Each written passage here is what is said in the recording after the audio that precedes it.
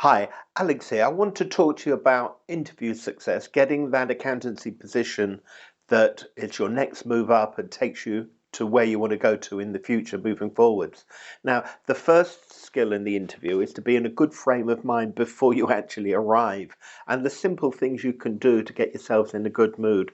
I knew someone that used to just ask themselves to think of a time where they felt really confident, and by reliving that experience, they get into their confident, doing a good interview sort of a mode. Other people I know play upbeat music on their phone or something to get them fired up a bit before they go along. But certainly preparation is key, because the more preparation you do, the research on the company and on the specific job, the more confident you will feel, because you won't be caught out there, will you really? And to prepare for any obvious questions like, where do you see yourself in 5 years? Why are you leaving your present firm? What's your long-term ambition? You know, the very obvious questions. You should have an answer, and always speak the truth. Otherwise, you'll talk yourself into the wrong job.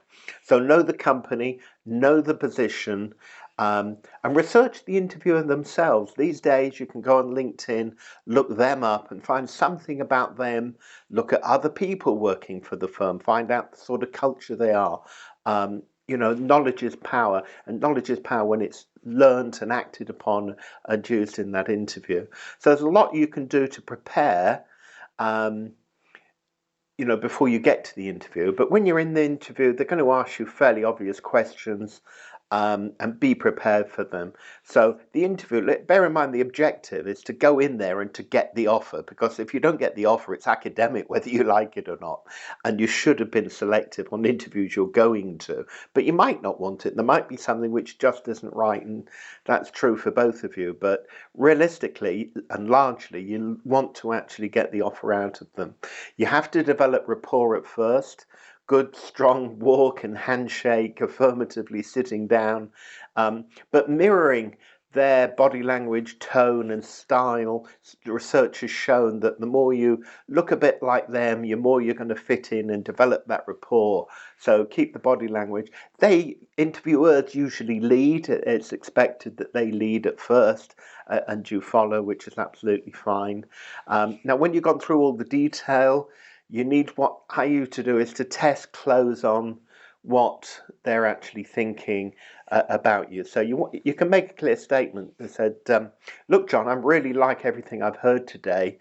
If you want to go forward with me, I'm very, very keen to take this forward. Can I ask, is there any doubts you've got about me that we could bring up now?" That might seem a bit negative, but actually you're giving them an opportunity to come up with any doubts, and yourself, more importantly, the opportunity to answer them.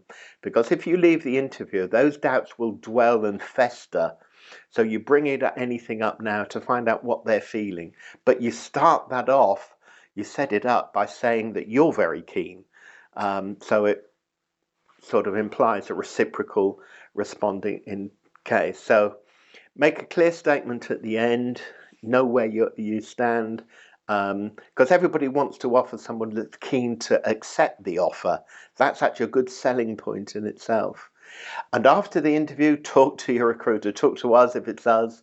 Talk to your recruiter, feed them back so they can feed back, and get on it. Don't wait to hear, push it along a little, and go for it. Wishing you every success.